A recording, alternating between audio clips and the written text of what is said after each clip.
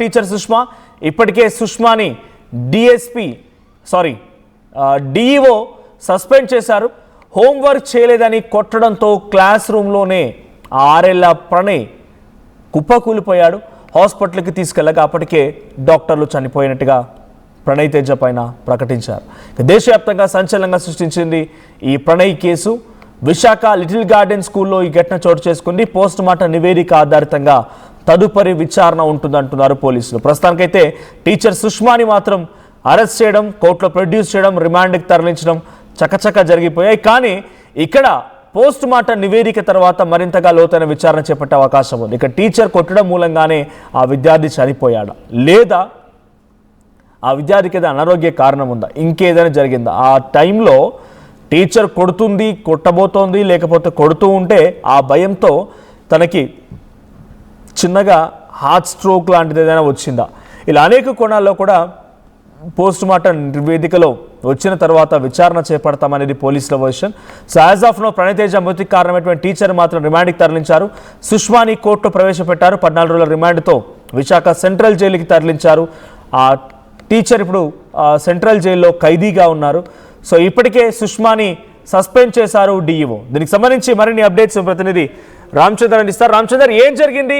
Sushma arrest అవ్వడం, జైలుకు వెళ్ళడం, జైల్లో ఖైదీగా ఉండడం, ఇప్పుడు ఉపాధ్యాయుల ఫ్రెటర్నిటీ నుంచి ఎటువంటి రియాక్షన్ వస్తోంది?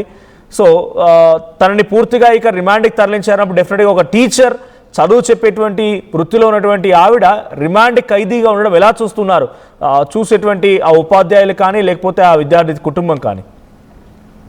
ఈ సంఘటన ఒక భిన్నమైన పరిస్థితి. మనం ఆర్టీవీ అంశాన్ని తొలి దశలో బయటికి తీసుకురావడం జరిగింది. విశాఖలోని 1 టౌన్ అంటే పూర్ణ మార్కెట్ ప్రాంతంలోని ఒక ప్రైవేట్ స్కూల్లో ఈ సంఘటన చోటు చేసుకుంది. ప్రణయ్ తేజ ఎల్కేజీ విద్యార్థి. అంటే ఈ నెల 20వ తేదీన ఈ సంఘటన చోటు చేసుకుంది. అయితే టీచర్ హోంవర్క్ విషయంపై అందరినీ మందలిస్తున్న వరుస క్రమంలో అతన్ని కూడా పిలవడం జరిగింది. అయితే అప్పటికే వరుసగా క్యూలో విద్యార్థులందరూ కూడా ఉన్నారు. అయితే అప్పటికే దాదాపుగా 4 రోజుల నుంచి అతని హోంవర్క్ అన్నది పెండింగ్ ఉంది. కుటుంబ సభ్యులు దాదాపుగా 4 రోజులు వేరు ప్రాంతాలకి అంటే తీర్థయాత్రల కోసం వెళ్లడంతో ఆ హోంవర్క్ పూర్తి చేయకపోవడం జరిగింది. అయితే టీచర్ పిలవడం, హోంవర్క్ పరిశీలిస్తున్న దశలో అతను చెమటలు పట్టాడు. అట్లాగే వద్దంటూ కూడా టీచర్ ని కోరడం జరిగింది. అయితే ఆ సమయంలో టీచర్ కూడా అంటే మనం విజువల్స్ లో చూస్తే అంత తీవ్రంగా కాకపోయినప్పటికీ కూడా చెంపపై కొట్టడం జరిగింది. అట్లాగే అతని షర్ట్ తీస్తానంటూ బటన్ కూడా తీయడం జరిగింది. అయితే ఈ ఘటన నేపథ్యాన్ని ఈ నెల 20వ తేదీన సంఘటన జరిగింది. దాదాపు 3 గంటల సమయంలో అందరూ కూడా ఈ విశాఖలోని కింగ్ జార్జ్ ఆసుపత్రికి చేరుకున్నారు. అయితే పేరెంట్స్ కొంతసేపు జరిగిన విషయంపై కొంత ఆందోళన వ్యక్తం చేశారు. అయితే పోలీస్ స్టేషన్ లో పోలీస్ కేసు పెట్టడానికి వారు అంతగా ఆసక్తి చూపలేదు. పోస్ట్ మార్టం వద్దని కూడా చెప్పడం జరిగింది. అయితే చట్టబద్ధంగా చేసిన ప్రక్రియలో భాగంగా పోస్ట్ మార్టం చేశారు. అదే రోజు టీచర్ ని కూడా అదుపులో తీసుకున్నారు. అయితే జరిగిన ఘటనపై ఒక విధి నిర్ణయం అన్న రీతిన వారి కుటుంబ సభ్యులు పోలీస్ కేసుకి ఇష్టపడిన నేపథ్యంలో కొంతకాలం ఆ విషయంపై ప్రభుత్వం అయితే అధికారికంగా ఒక కమిటీని నియమించింది. డిఈఓ, ఆర్డీఓ, అలాగే ఆర్జేటీ రీజనల్ జాయింట్ డైరెక్టర్తో 3 అధికారులతో కమిటీ నియమించి స్కూలు అలాగే జరిగిన ఘటనపై కమిటీని వేయడం జరిగింది. కమిటీ విచారణ నేపథ్యాన ఇట్లాగా అంటే సంఘటన బాధ్యులు ఎవరు అన్న విషయాన్ని పోస్ట్ మార్టం నివేదిక వెల్లడించే అవకాశం ఉంది. అయితే జరిగిన సంఘటన నేపథ్యాన కొంతవరకు టీచర్ బాధ్యతగా సుష్మానిపై అదే రోజు ఆమె ప్రైవేట్ స్కూల్లో టీచర్ కాబట్టి ఆమెకు విధుల నుంచి తొలగిస్తున్నట్టు ఆ రోజు ప్రకటన చేశారు.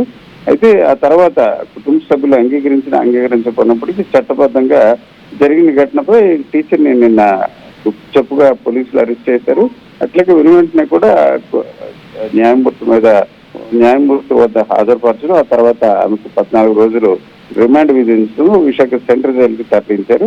అయితే ప్రధానంగా మనోజ్ ఈ ఘటన ఒక భిన్న అభిప్రాయాలు. వాస్తవానికి ఏ రకంగా చనిపోయాడు, అంతకుముందు అతను అలసటకు గురయ్యాడా, ఆరోగ్యపరమైన సమస్యలు ఏమైనా ఉన్నాయన్న కోణంలో కూడా ప్రస్తుతానికి కొంత విచారణ అంటే ఇది పోలీసుల బాధ్యతలో భాగంగా ఆ అంశాన్ని కూడా ప్రాథమికత ఇస్తారు. అయితే తల్లిదండ్రులు అలాంటి పరిస్థితి లేదని ప్రస్తుతానికైతే చెప్తున్నారు. అయితే అబ్బాయి ఏ రకంగా చనిపోయాడు అంటే చెంపపై కొట్టడంతో తలకి కావచ్చు, లేకపోతే కనిపిపై ఏమైనా గాయమై చనిపోయాడా అన్న కోణం అన్న అంశం తేలాల్సింది. అయితే అతనికి ఆరోగ్యపరమైన సమస్యలు ఏమైనా ఉంటే హార్ట్ అటాక్ వచ్చి చనిపోయారా. అయితే టీచర్ కొంత ప్రాథమికంగా కొంత బాధ్యులైనప్పుడు కూడా పోస్ట్ మార్టం నివేదిక బట్టి అంశం తేలే అవకాశం ఉంది. ఇది ఒక భిన్న అంశాలు బయటపడుతున్నాయి.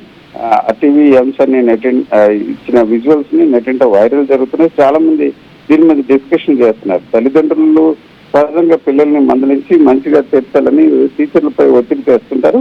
అయితే టీచర్లు కొట్టడవచ్చు, అయితే పరిమితికి మించి కొట్టకూడదు అనేది ఒక వాదన ఉద్దేశం నుంచి కూడా ఉంది. అయితే టీచర్ చాలా గట్టిగా కొట్టకున్నప్పుడు కూడా మందలిస్తున్న క్రమంలోనే చెంపపై కొట్టింది. కానీ విద్యార్థి వెంటనే కుప్పకూలిపోయాడు, ఆమె ఒళ్ళోనే పడిపోయాడు. ఆమె కూడా ఉపాధ్యాయురాలు ఈ రకంగా పిల్లలకి చదువులు చెప్పే సిచ్యువేషన్, బహుశా తన ఎన్ని రోజుల నుంచి వృత్తిలో ఉన్నారో తెలియదు, కానీ తన చుట్టూ ఉన్నటువంటి అనేక మందిని కూడా తీర్చిదిద్దే ప్రయత్నమే తను చేస్తారు. సరే కొట్టొచ్చు, మందలించవచ్చు, ఇక్కడ జరిగిన సంఘటనలో ఏం జరిగింది, తను కొట్టడం మూలంగానే విద్యార్థి చనిపోయాడని చెప్పే రకంగా మనం అంటూ ఉన్నాం. కానీ ఇక్కడ తన చుట్టూ ఉన్నటువంటి తోటి ఉపాధ్యాయులు కానీ లేదంటే ఉపాధ్యాయుల సంఘాలు కానీ ఇప్పుడు ఆవిడని అరెస్ట్ చేయడం, జైలుకు తరలించి ఎలా చూస్తున్నాయి? ఎందుకంటే ఈ రోజు ఈ సంఘటన రేపటి రోజున ఏ విద్యార్థి పైన కనీసం టచ్ చేయాలన్నా కూడా ఉపాధ్యాయులు మొత్తం కూడా భయపడిపోయి బెంబేలెత్తిపోయే అవకాశం కూడా ఉంది. ఏం జరిగిద్దు అనేటువంటి భయం కూడా వాళ్ళకి కలిగే అవకాశం ఉంది. ఈ సంఘటన తర్వాత నుంచి ఆ టీచర్స్ ఫ్రెటర్నిటీ నుంచి ఎటువంటి సమాధానం వస్తుంది? రియాక్షన్స్ ఏంటి? వాస్తవానికి మనోజ్, ఈ అరెస్ట్ ప్రక్రియ చాలా గోప్యంగా పోలీసులు చేశారు. అయితే సంఘటన ఈ నెల 20వ తేదీన జరిగింది. 20వ తేదీ తర్వాత మనం చాలా మందిని కలవడం జరిగింది. ఉపాధ్యాయులు మాత్రమే కాకుండా తల్లిదండ్రులు కూడా ఈ అంశంపై ఒక భిన్న అభిప్రాయం వ్యక్తం చేశారు. టీచర్లు సహజంగా కొట్టాలి అంటే తీవ్రంగా కొట్టకపోయినా మందలించాలని తొలిదేశం నుంచి కూడా తల్లిదండ్రుల నుంచి అభ్యర్థన ఉంటుంది. కానప్పుడు విద్యార్థులు కొంత దారి తప్పే అవకాశం ఉంటుంది. అయితే తాజాగా టీచర్ అరెస్ట్ పై మాత్రం ఎక్కువ మంది అంటే ఉపాధ్యాయులు మాత్రమే కాకుండా ఇతర వర్గాలు ఒకవైపు ఫిర్యాదు ఇవ్వడానికి తల్లిదండ్రులు అంగీకరించట్లేదు.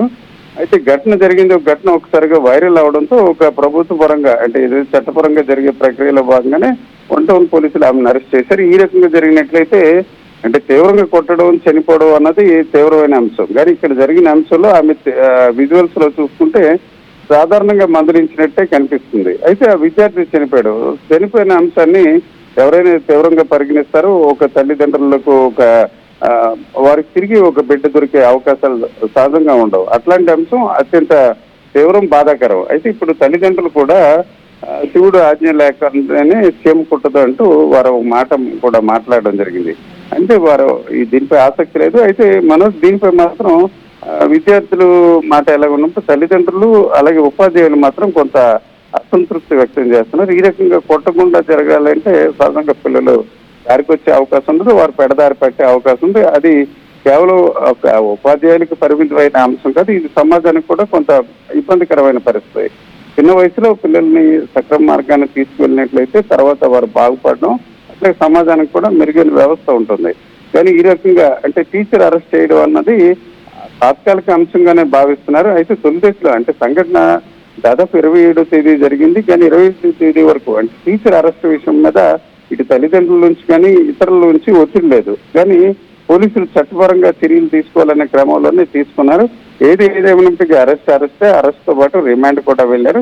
ఇది ఒక రకంగా ఉపాధ్యాయ వర్గాల్లో కొంత అసంతృప్తి వ్యక్తం అవుతుంది. అయితే ఈ సుష్మా అంటే టీచర్ వ్యవహారాన్ని ఒక సంఘటనగా కాకుండా ఓవరాల్ గా మాత్రం అన్ని వర్గాలు మాత్రం దీని మీద కొంత వ్యతిరేకత వ్యక్తం చేస్తారు. టీచర్ కొట్టకుండా విద్యార్థులు సక్రమ మార్గంగా వెళ్లే అవకాశం ఉండదు. కాబట్టి ఈ అంశం ఒక రకంగా కొంత డిస్కషన్ జరుగుతుంది. మరి ఏ రకంగా ఉంటుందని మనం చూడాల్సి. అయితే ఈ ప్రణతేజ విషయం మాత్రం పోస్ట్ మార్టం నివేదిక కీలకంగా మారే అవకాశం ఉంది. తల్లిదండ్రులు లేక పోలీసుల వ్యవహారం ఎలాగ ఉన్నప్పుడు కూడా చట్టపరంగా పోలీసులు చర్య తీసుకున్నారు. తల్లిదండ్రులు ఫిర్యాదు అంత ఆసక్తి లేదు, ఒక ధర్మం, న్యాయం, చట్టం అట్లాంటి అంశాలు లేకపోతేనా వారు ఆధ్యాత్మికంగా మాట్లాడుతున్నారు. అయితే ఆధ్యాత్మికంగా మాట్లాడినప్పుడు కూడా చట్టపరంగా చర్య తీసుకోవాలి. విద్యార్థి ఎలాగ చనిపోయాడు అన్నది కీలకం. ప్రాథమిక టీచర్ ఉస్మాన్ అరెస్ట్ చేశారు.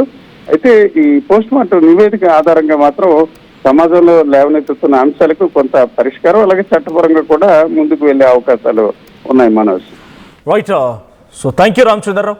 సో మొత్తంగా విశాఖ ప్రణయ్ తేజ అనేటువంటి యూకేజీ చదువుతున్న ఈ విద్యార్థిని హోంవర్క్ రాలేదని చెప్పి ఆ టీచర్ మందలించడంతో కొట్టడంతో అక్కడిక్కడ కుప్పకూలిపోయి చనిపోయాడు. అయితే ఈ సంఘటనలో టీచర్ సుష్మాని పోలీసు అరెస్ట్ చేశారు, రిమాండ్కి తరలించారు. విశాఖ సెంట్రల్ జైల్లో ఇప్పుడు ప్రస్తుతం ఖైదీగా ఉన్నారు సుష్మా. దీనిపైన రకరకాల అభిప్రాయాలు వ్యక్తమవుతున్నాయి. ఒక్కసారి ఆ విద్యార్థి కుటుంబ సభ్యులు ఆందోళన వ్యక్తం చేస్తూ ఆసుపత్రి దగ్గర కొంత వాళ్ళ యొక్క బాధను వెలగెక్కారు. ఆ కుటుంబం ఏం చెప్తుందో చూద్దాం.